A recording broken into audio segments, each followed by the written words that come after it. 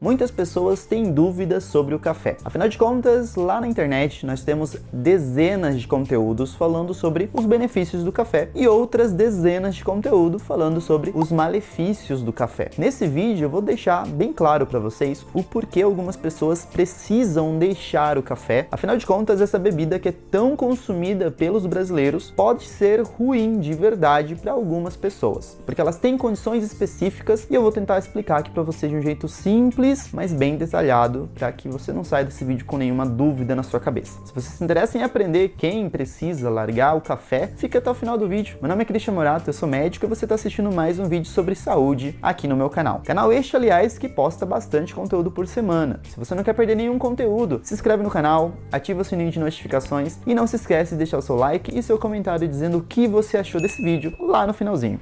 O café é uma bebida, como eu falei, consumida por muitos brasileiros. E ele tem sim os seus benefícios. No entanto, existem condições onde uma pessoa precisa parar de beber o café. E que condições são essas? Eu não vou nem enrolar pra gente comentar sobre isso. Se você, ao beber café, percebe uma certa queimação na região do seu estômago, ou de repente uma sensação de queimação nessa região aqui do tórax, na região anterior, isso pode ser sinal de que você ou sofre de gastrite, ou você sofre de refluxo. E muitas vezes o café acaba piorando esse quadro, aumentando os seus sintomas. Então, se é o seu caso, você toma café e sente esses sintomas, obviamente você é uma das pessoas que precisa deixar o café. E quando eu falo deixar o café, uma coisa que você tem que entender, não é deixar o café para sempre. É pelo menos até você ser tratado, então melhorar do seu quadro, seja ele de refluxo ou da sua gastrite, para aí depois você, aos poucos, voltar a consumir essa bebida. Mas antes, vamos tentar entender porque o café ele acaba afetando esse tipo de paciente com gastrite, com refluxo, com queimação. Pessoal, é bem simples de entender e eu vou tentar fazer vocês entenderem aqui. Um dos motivos é porque no nosso organismo nós temos um tipo de sistema nervoso que não está nem no cérebro e nem na nossa medula espinhal, mas sim naqueles nossos nervos que saem da medula espinhal e vão para todos os órgãos. Esse sistema é chamado de sistema nervoso autônomo. E esse sistema ele se subdivide em dois outros sistemas. Um sistema muito importante para nossa sobrevivência é o sistema de fuga, é o sistema que aumenta a frequência cardíaca, que faz a gente ficar mais alerta. Ele é chamado de sistema nervoso simpático, e é ele o responsável por liberar adrenalina no nosso corpo. Já tem outro sistema, chamado sistema nervoso parasimpático, que é totalmente o oposto. Ele é o sistema da gente ficar mais tranquilo, da gente defecar, da gente salivar, da gente urinar. Então é um sistema nervoso mais relax. Quando a gente está tomando muito café, pode acontecer um probleminha no desbalance desses dois sistemas. E eu vou explicar para vocês o porquê. Teoricamente, na nossa fisiologia normal, no nosso corpo trabalhando normalmente, ambos os sistemas, aquele da adrenalina, da energia e aquele do repouso, eles deveriam estar em equilíbrio. Mas na sociedade que a gente vive hoje em dia, normalmente o sistema de adrenalina fica um pouquinho mais alto que aquele sistema de alerta, e isso acaba desbalanceando algumas funções dentro do nosso corpo. E quando a gente bebe café, a gente acaba fazendo com que a liberação de adrenalina no nosso corpo acabe aumentando um pouquinho. Quando a liberação de adrenalina aumenta, então alguns pacientes podem evidenciar aquele probleminha de taquicardia, né, que o coração começa a bater bastante, e alguns pacientes podem perceber aquele incômodo na região do estômago. Porque quando a gente acaba liberando muita adrenalina no nosso corpo também, lá dentro do estômago, a produção de muco, que é uma substância que protege o estômago contra o seu próprio ácido, acaba diminuindo. Isso faz com que a parede do estômago acabe sendo lesionada por esse ácido. Só que você pode ter prestado atenção que eu falei que o sistema da tranquilidade, que é o sistema parasimpático, que não tem a ver com o café, ele não é estimulado pelo café, acaba causando a defecação. Então, talvez você se perguntou,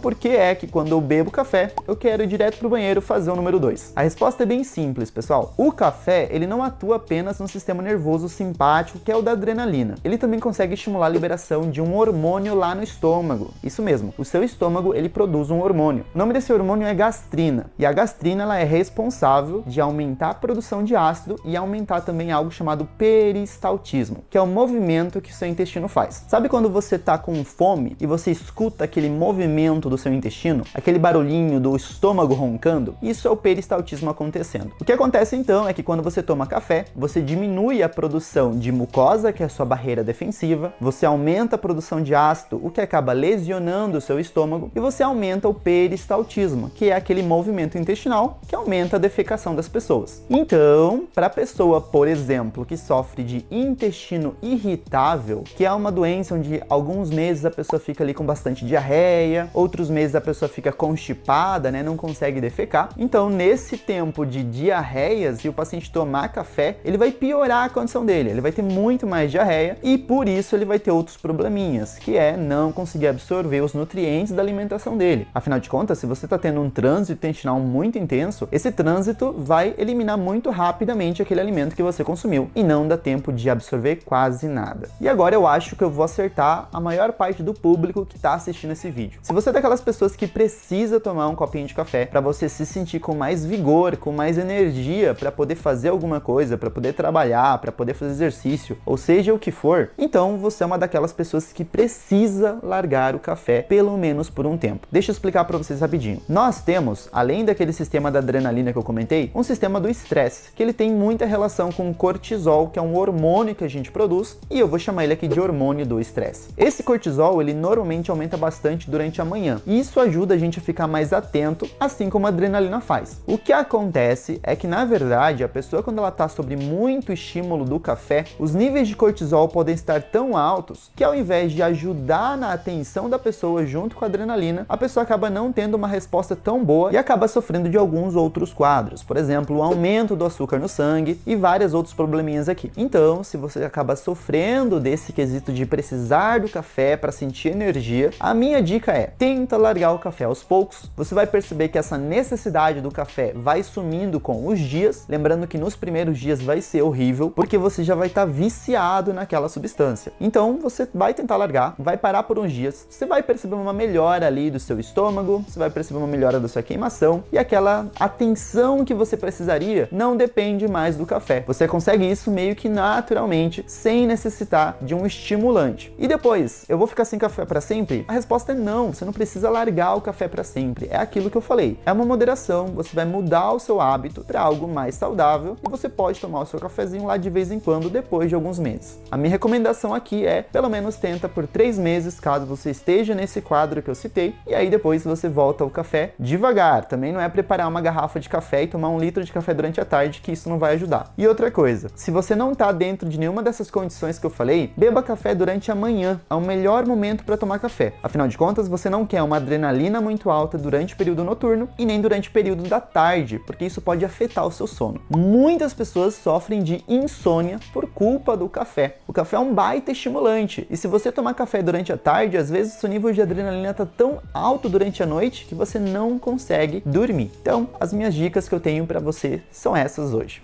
Vocês já conheciam esses dados sobre o café? Você gosta de café? Particularmente, eu não sou muito fã de beber café preto, a não ser se ele estiver muito doce, porque eu não gosto muito do amargo do café. Eu gosto do amargo do café, por exemplo, quando eu vou comer algo doce, um bolo, uma torta, mas eu não sou muito fã de tomar café preto. Prefiro tomar um café misturado com leite ali. Mas eu sempre evito de fazer isso durante a noite, apesar de ser um pouquinho difícil às vezes, porque, né, você tem que trabalhar até tarde, você precisa de um café, mas eu tento evitar isso porque eu já percebi que se eu tomo café de tardezinha, o meu sono demora muito pra vir, às vezes tá 2 horas da manhã, 3 horas da manhã e eu tô acordado ainda. Então, o café tem os seus probleminhas também. Se você gostou do vídeo, não se esquece de deixar o seu comentário ali embaixo dizendo o que você achou sobre esse assunto. Eu vou deixar 2 recomendações para vocês aqui do lado. Um vídeo onde eu falei sobre 7 sintomas de um ataque cardíaco silencioso, aquele ataque cardíaco, aquele infarto que não dá muitos sintomas. E outro vídeo onde eu falei sobre alguns alimentos anti-inflamatórios naturais que são ideais para as pessoas que estão sofrendo de dor, principalmente osteomuscular. Pessoal, eu vou ficando por aqui. Não se esqueçam que conhecimento é poder, e muito obrigado pela presença mais uma vez.